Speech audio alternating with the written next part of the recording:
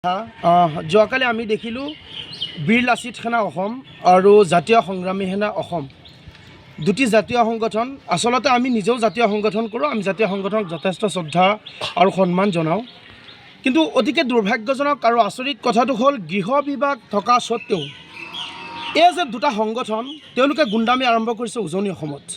আমি অতিকে দুখ পাইছোঁ যে বিশেষকৈ আমাৰ মিয়া মুছলমান যিসকলে নেকি শ্ৰমজীৱী মানুহ, এই মানুহখিনি আপোনাৰ উজনি অসমৰ শিৱসাগৰ, ডিব্ৰুগড় বা বিভিন্ন জিলাত তেওঁলোকে শ্ৰমদান কৰে আৰু সেই ব্যক্তিসকলক তেওঁলোকে গুণ্ডাৰাজ চলাই মানুহখিনিক মাৰপিট কৰি অত্যাচাৰ কৰি পেলাই খেদিব বিচাৰিছে।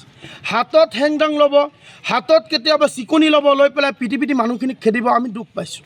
আমি মধ্য অসমৰ পৰা আজি আমি ক'বলৈ শব্দ নাইকা, আমি অসম সংখ্যালঘু সংগ্ৰাম পৰিষদৰ এটি সজাতি দলে আহি পেলাই আজি আমি জুৰীয়া আৰক্ষী থানাত আমি এজাহাৰ পত্ৰ দাখিল কৰিছোঁ। আমি তেওঁলোকক ক'ব বিচাৰোঁ, আচলতে আপোনালোকে বীৰত্ব দেখুৱাইছে নে কা পুৰুষালী দেখুৱাইছে? আপোনালোকে যদি ৰিয়েল আপোনালোকে বীৰ পুৰুষ হ'লে হয়, এই নিৰীহ লোকসকলকতো আপোনালোকে কেতিয়াও নিপিটিলে হয়।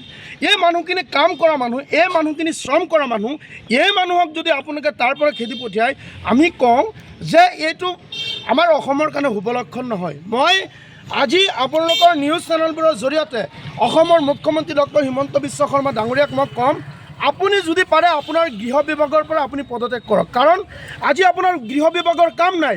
যদি যিসকল অকৰ্মণ্য ল'ৰা, যিসকলৰ কাম কাজৰ কোনো ধান্দাই নাই, বাটে ঘাটে ঘূৰি থকা ল'ৰাবোৰে যেতিয়া নেকি হেংদাং হাতত ল'ব, লাখতি হাতত লৈ পেলাই নিৰীহ লোকক মাৰপিট কৰি খেদি পঠিয়াব, পুলিচ প্ৰশাসন নাই নেকি? মই আজি আপোনালোকৰ নিউজ চেনেলৰ জৰিয়তে ক'ম, শিৱসাগৰ প্ৰশাসনক তেওঁলোকে পদত্যাগ কৰি পেলাই চাকৰি বাদ দিব লাগে। কাৰণ তেওঁলোক ব্যৰ্থ হৈছে।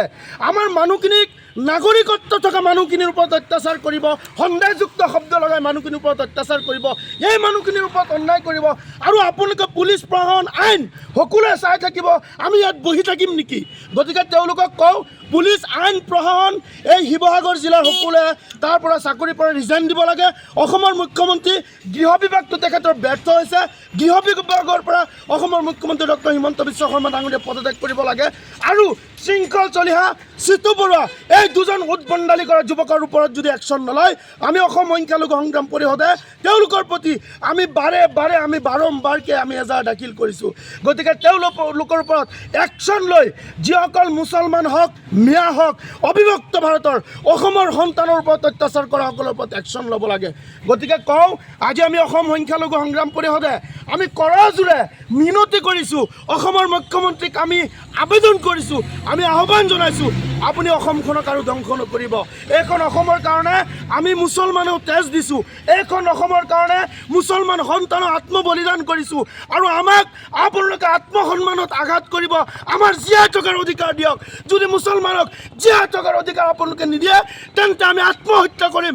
অন্যথা আমি কওঁ, আপোনালোকৰ প্ৰশাসন বাহিনী দি আমাক গুলীয়াই হত্যা কৰক। কাৰণ নিৰীহ লোকৰ ওপৰত